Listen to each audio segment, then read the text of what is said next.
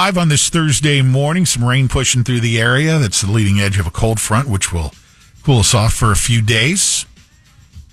High temperatures today, upper 50s, lower 60s for the most part, so keep that in mind. We'll be all right for the start of the Major League Fishing event going on in Leesburg tomorrow and Saturday.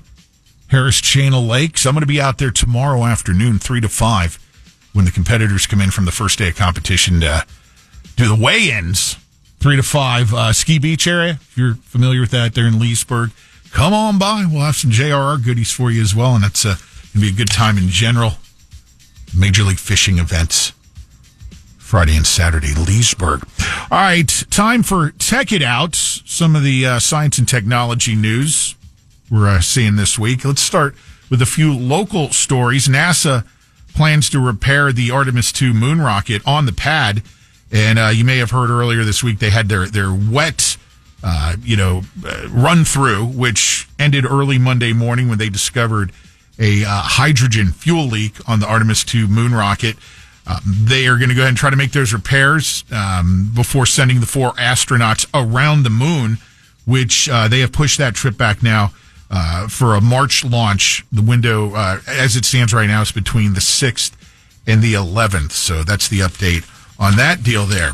UCF researchers are, speaking of space, tackling the medical risks of space travel. As, things ramp up and more folks are going to be headed to space. Doctors and researchers at the University of Central Florida College of Medicine are studying how spaceflight affects the human body, from the heart and brain to mental health, as humanity prepares for more extended and more distant missions. There's a new program at UCF focused on answering a fundamental question: how do you keep humans healthy in space? Those in the program say the timing could not be more critical. The university recently launched the Center for Aerospace and Extreme Environment Medicine, bringing together doctors, engineers, psychologists, and computer scientists to address the medical risks of space travel.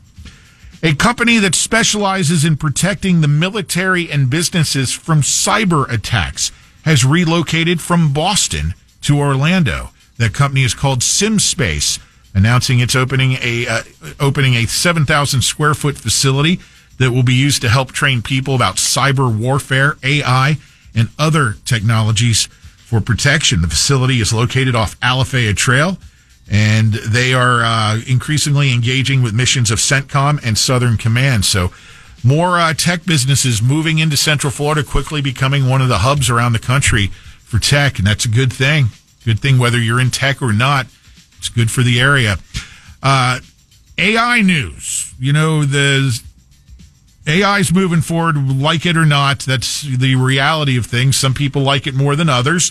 And for those who'd rather not deal with AI just yet, Mozilla and their browser FireFox may be something you want to start using in the future.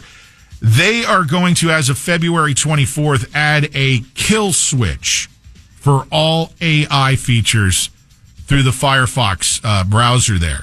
It'll essentially be a big off switch, which will show up after an update with the browser. It'll allow the users to set the tools they want to use, pick and choose, or just disable all of them. And I'm sure that will make some folks quite happy and rest a little bit easier when it comes to AI getting involved in things they don't necessarily want it involved in. Wouldn't it be nice if all that tech in your car could be used for something productive and not just to, spy on us and sell the data to third parties?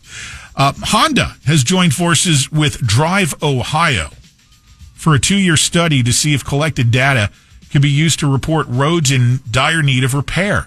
Cars were equipped with cameras and sensors, and around 3,000 miles of Ohio roadways were covered during this study.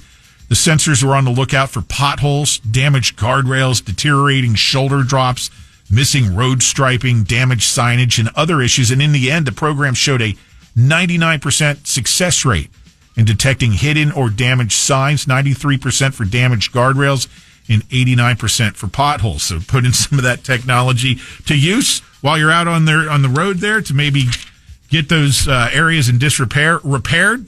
Hey, I'm all for it, man.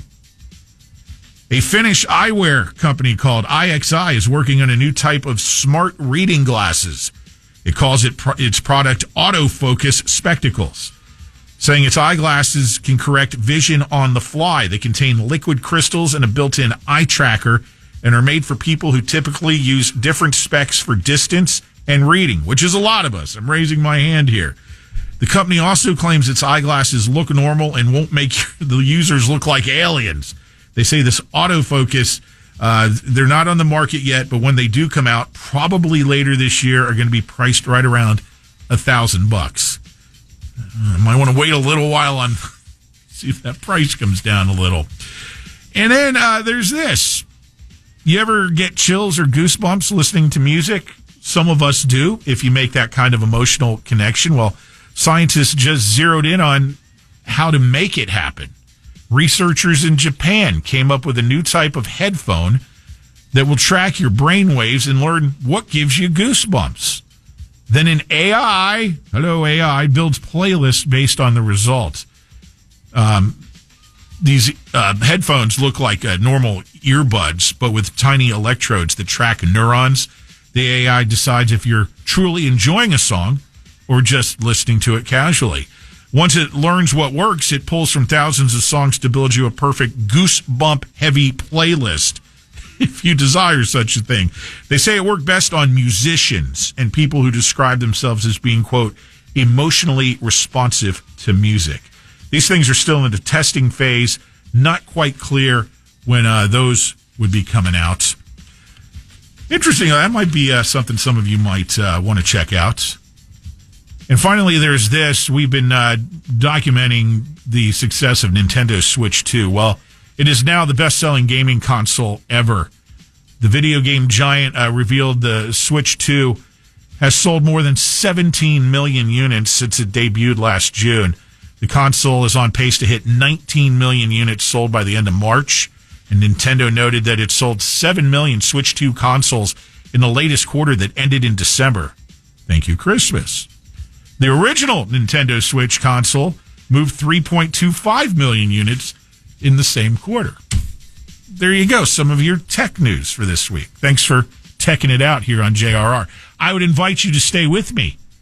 We're going to rock out for a while with Lynch and Taco's commercial-free Workday Rock Block. Get underway with that shortly. Stand by.